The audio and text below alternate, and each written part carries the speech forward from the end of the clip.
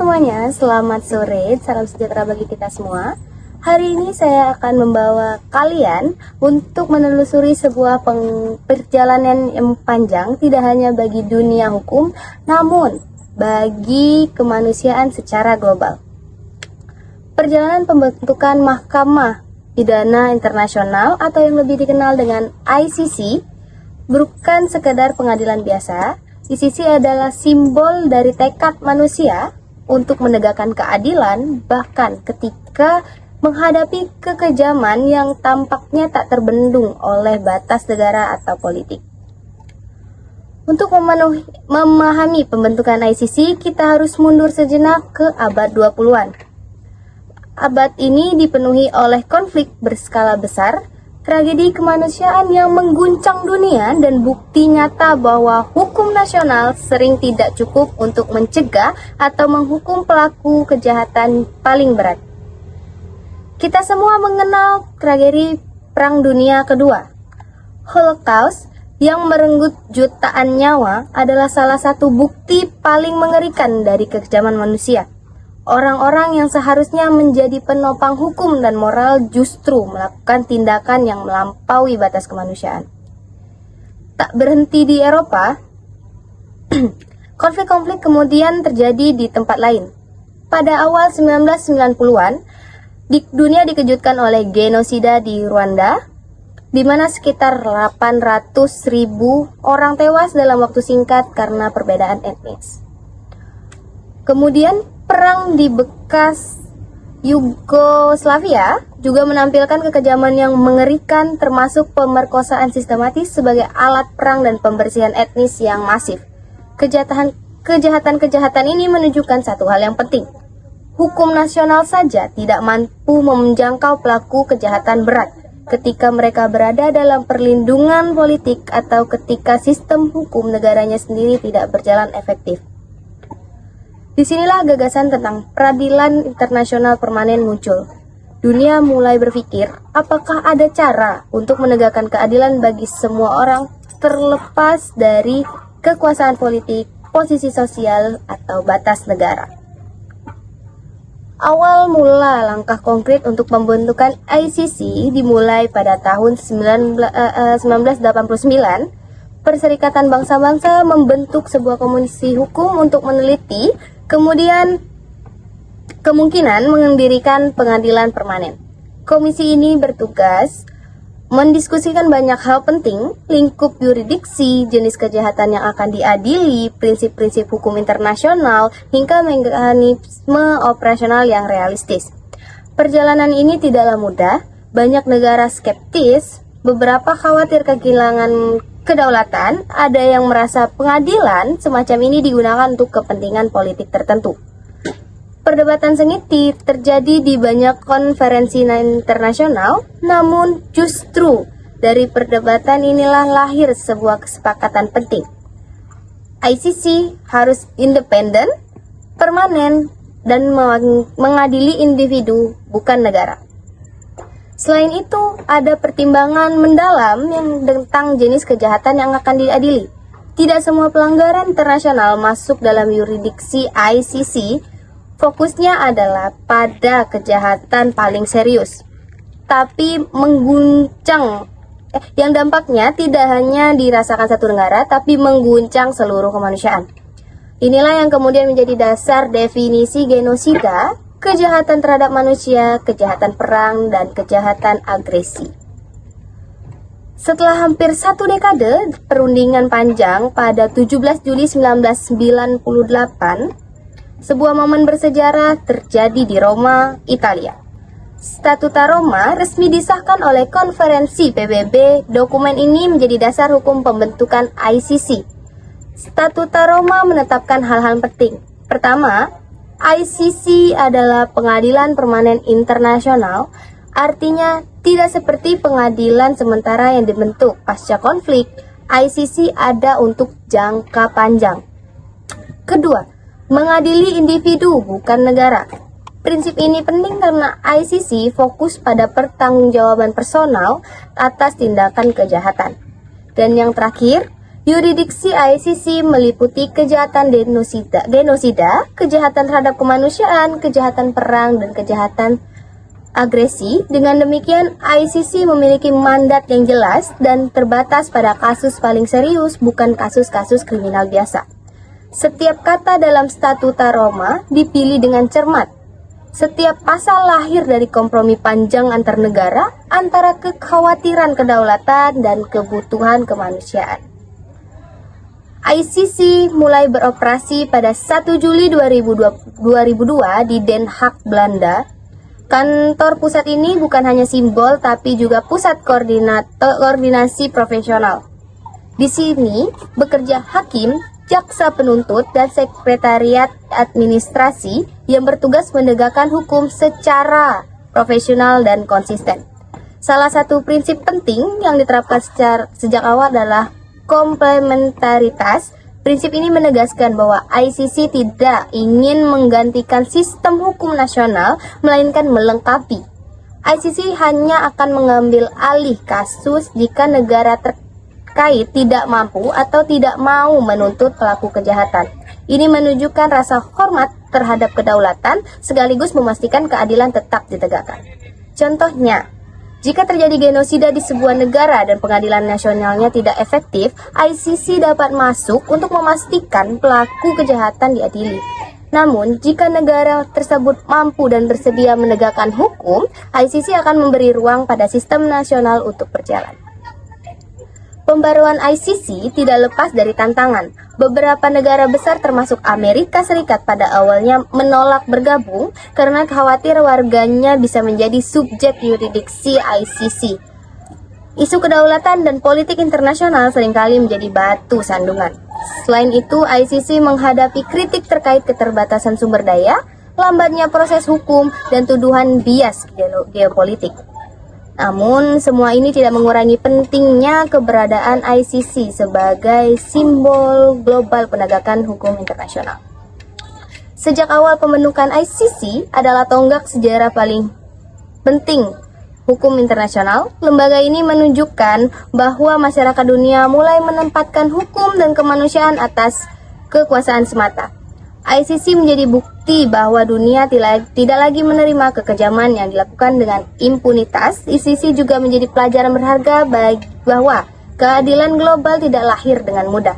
Ia adalah hasil kerja keras panjang, perundingan yang penuh kompromi, dan kesepakatan negara di dunia.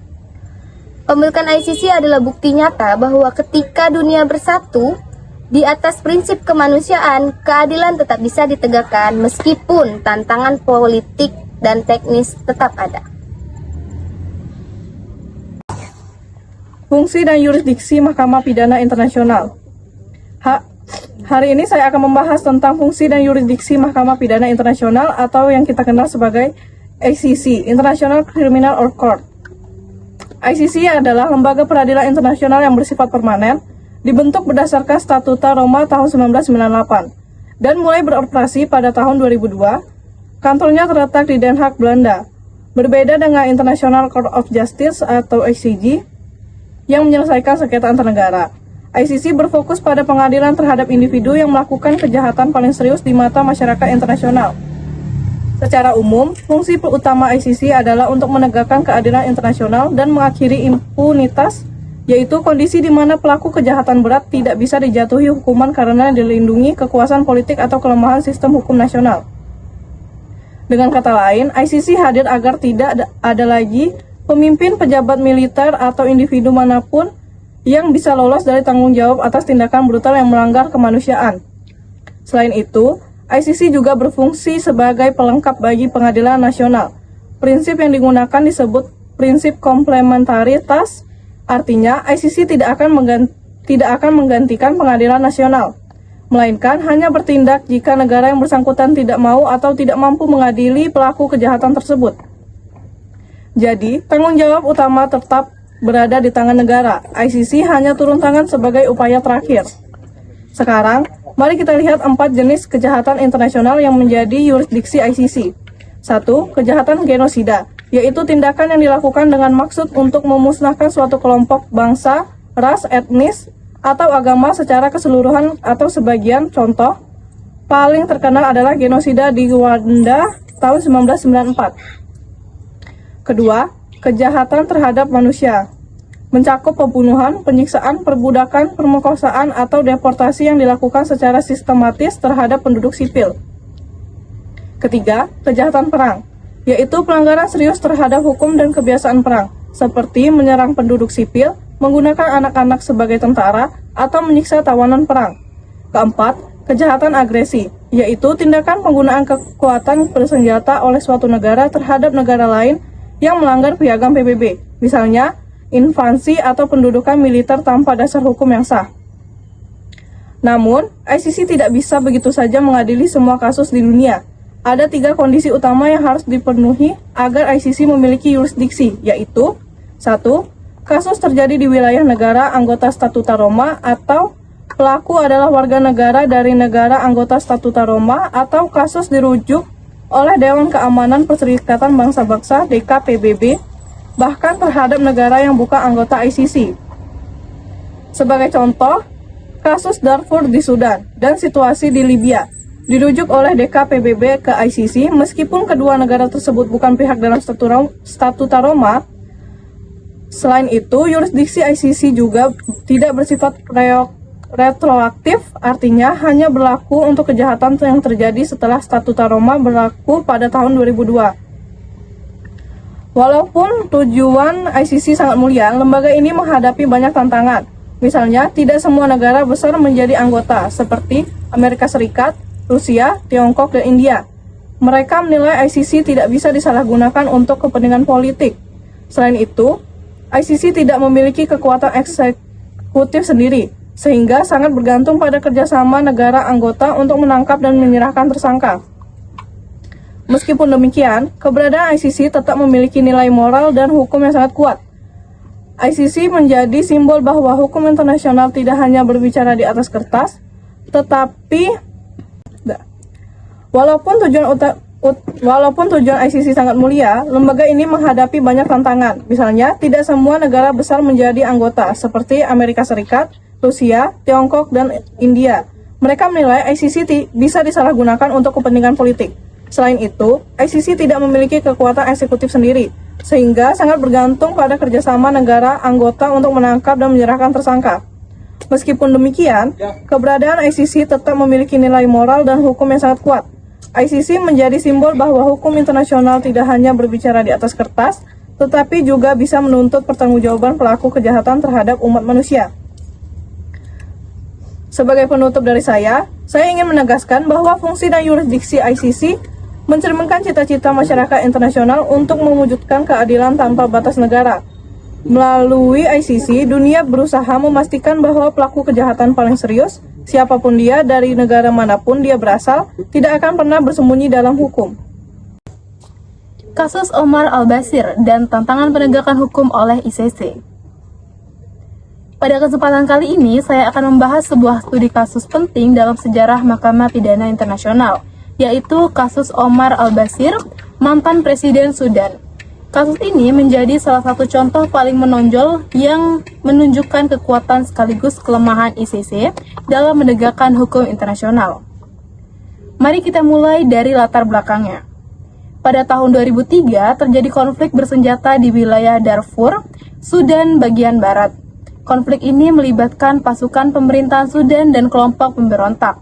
Namun dalam penanganannya, pemerintahan Sudan diduga melakukan pelanggaran HAM berat, termasuk pembunuhan massal, pemerkosaan sistematis, dan pengusiran penduduk sipil secara besar-besaran.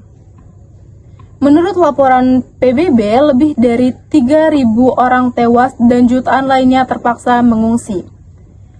Situasi ini kemudian menarik perhatian masyarakat internasional, dan pada tahun 2005, Dewan Keamanan PBB memutuskan untuk merujuk kasus Darfur ke ICC berdasarkan resolusi nomor 1593. Inilah yang menjadi langkah penting karena Sudan bukan negara pihak dalam Statuta Roma.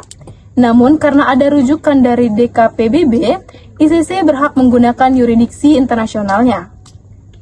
Setelah dilakukan penyelidikan pada tahun 2009 dan 2010, ICC mengeluarkan mengeluarkan 2 surat perintah penangkapan terhadap Omar al-Bashir atas tuduhan genosida, kejahatan terhadap kemanusiaan, dan kejahatan perang. Yang menarik, ini adalah pertama kalinya dalam sejarah seorang kepala negara yang masih menjabat dituntut oleh Mahkamah Pidana Internasional. Langkah ini menimbulkan reaksi keras dari pemerintah Sudan dan sejumlah negara Afrika. Mereka menuduh ICC bersikap biasa terhadap negara-negara Afrika karena mayoritas kasus yang diselidiki ICC memang berasal dari benua tersebut. Namun dari sisi hukum internasional, tindakan ICC ini dianggap sebagai tonggak sejarah penting karena menunjukkan bahwa tidak ada seorang pun yang kebal hukum, bahkan presiden sekalipun. Meskipun begitu, kasus ini juga memperlihatkan keterbatasan kekuatan ICC. Selama lebih dari 1 dekade, Basri tetap bebas, bahkan melakukan perjalanan ke berbagai negara, termasuk Afrika Selatan dan Yordania, yang keduanya merupakan anggota Statuta Roma. Anehnya, negara-negara tersebut menolak menahan Bashir, meskipun ICC sudah memerintahkan demikian. Alasannya, mereka berpendapat bahwa kepala negara yang sedang menjabat memiliki kekebalan diplomatik dan penangkapan Bashir dapat mengganggu hubungan internasional. Kegagalan negara-negara anggota untuk menegakkan perintah ICC ini menjadi bukti bahwa lembaga ini tidak memiliki kekuatan eksklusif.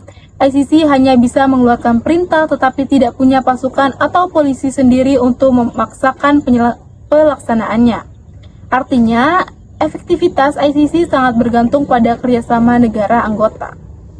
Namun, ada juga sisi positif dari kasus ini. Walaupun Bashir baru diturunkan dari jabatannya pada tahun 2019, tekanan internasional terhadap pemerintah Sudan semakin besar. Dan setelah pergantian rezim, pemerintah Sudan akhirnya menyatakan kesediaan untuk bekerja sama dengan ICC dan menyerahkan Bashir untuk diadili. Meskipun hingga kini prosesnya masih berjalan lambat. Kasus ini menunjukkan bahwa keadilan internasional memang lambat, tetapi tidak berhenti berjalan.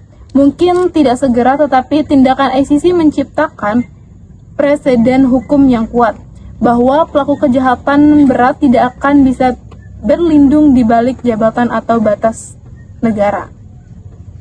Sebagai penutup, kasus Omar al-Bashir mengajarkan kita 2 hal penting. Yang pertama, ICC adalah simbol keberanian hukum internasional bahwa tidak ada kekuasaan absolut di atas keadilan.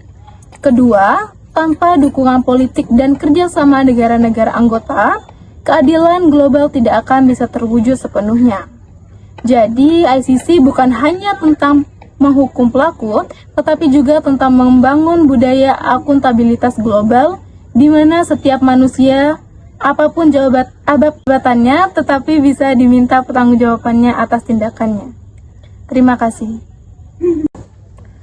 Saya akan membahas tentang posisi Indonesia terhadap Mahkamah Pidana Internasional atau International Criminal Court. Seperti kita ketahui, ICC merupakan lembaga peradilan internasional yang dibentuk melalui Statua Roma tahun 1998. Dan mulai beroperasi pada tahun 2002 di Den Haag, Belanda. Tujuan utamanya adalah mengadili individu yang melakukan kejahatan paling serius di mata masyarakat internasional, yaitu genosida kejahatan terhadap kemanusiaan, kejahatan perang, dan kejahatan agresi. Namun yang menarik untuk dibahas adalah mengapa hingga saat ini Indonesia belum menjadi anggota ICC, padahal kita dikenal sebagai salah satu negara demokrasi terbesar di dunia dan menjunjung tinggi hak asasi manusia. Untuk memahami posisi Indonesia, kita perlu melihat tahapan keterlibatan Indonesia dalam Statua Roma. Indonesia sebenarnya sudah menandatangani Statua Roma pada tanggal 7 September tahun 1998, hanya beberapa bulan setelah disahkannya dokumen tersebut. Namun, sampai hari ini, Indonesia belum meratifikasi Statua Roma, artinya belum secara resmi menjadi anggota ICC dan belum terikat oleh yurisdiksinya.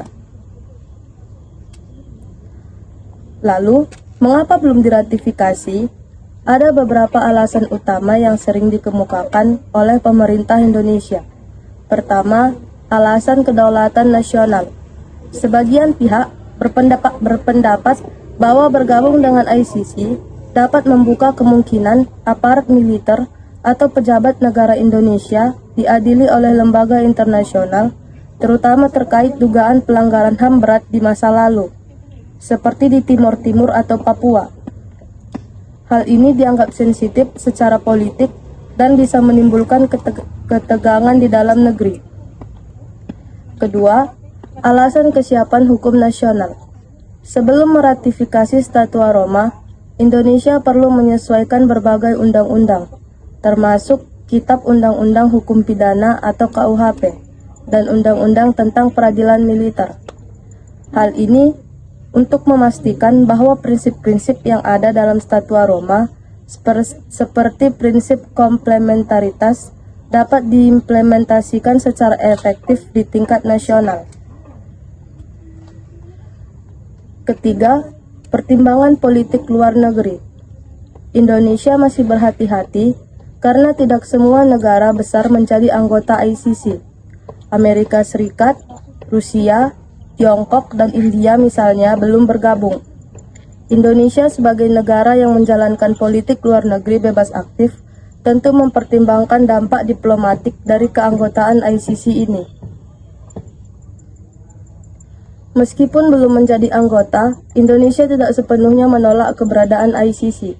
Dalam berbagai forum internasional, pemerintah Indonesia menyatakan dukungan moral dan prinsipil terhadap tujuan ICC, terutama dalam hal pemberantasan impunitas dan penegakan keadilan global.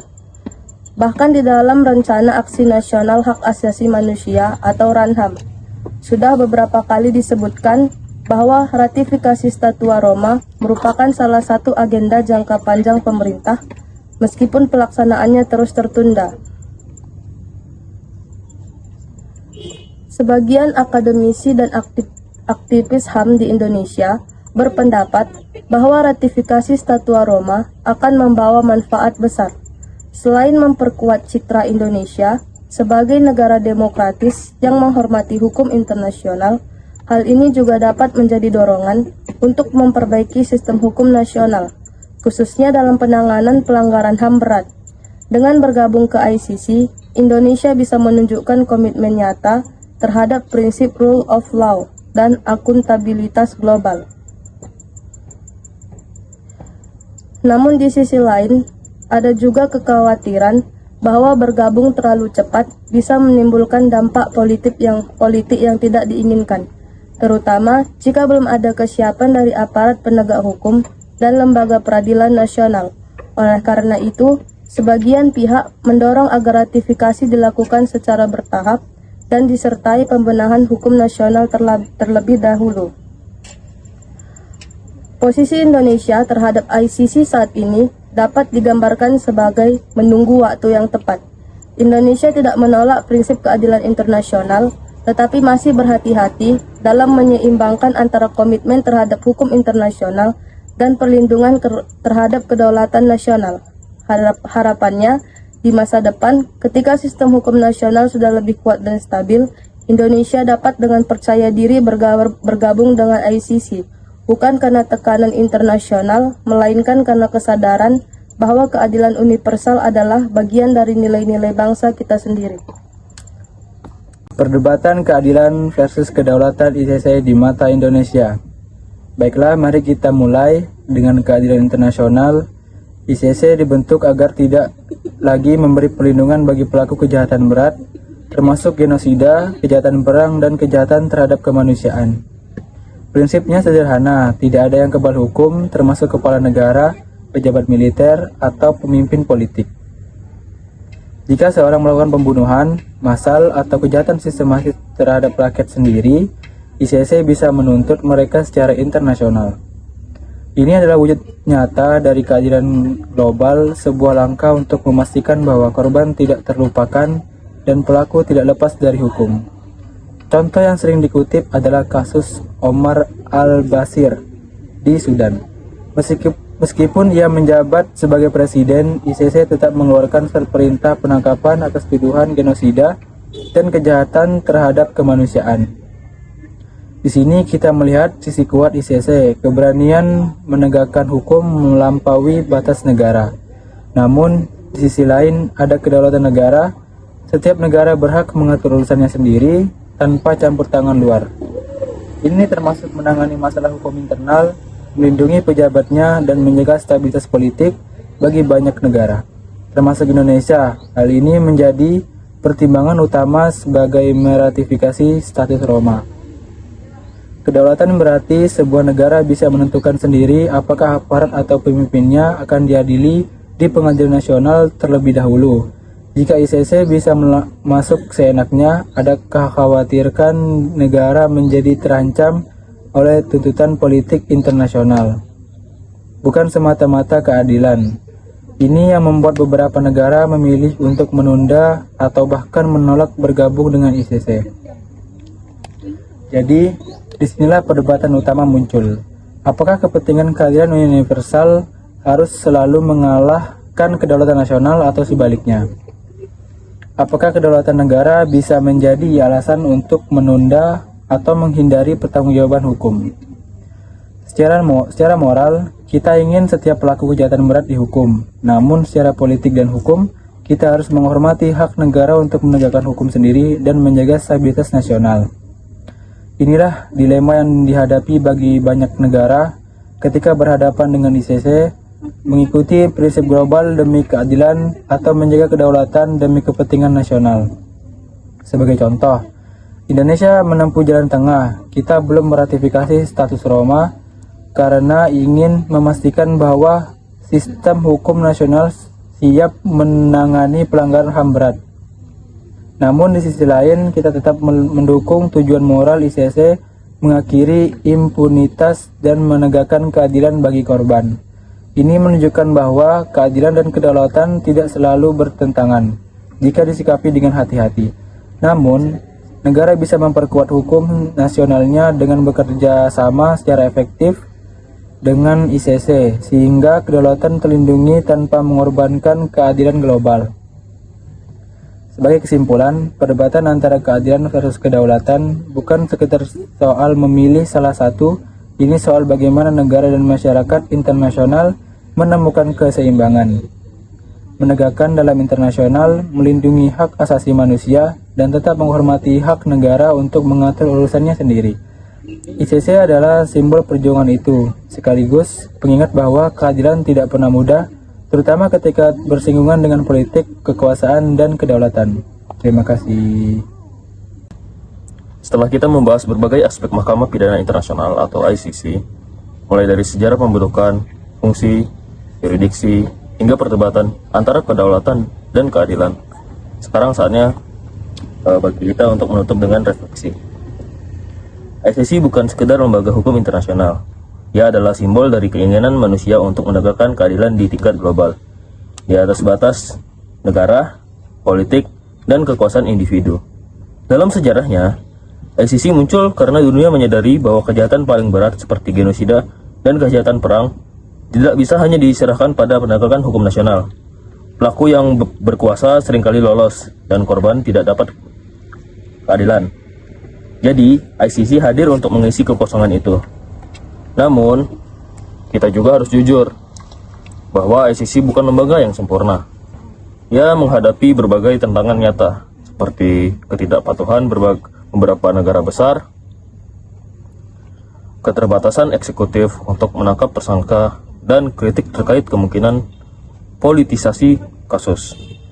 Meski begitu, justru melalui tantangan-tantangan, dari situlah kita belajar bahwa hukum internasional adalah proses yang terus berkembang.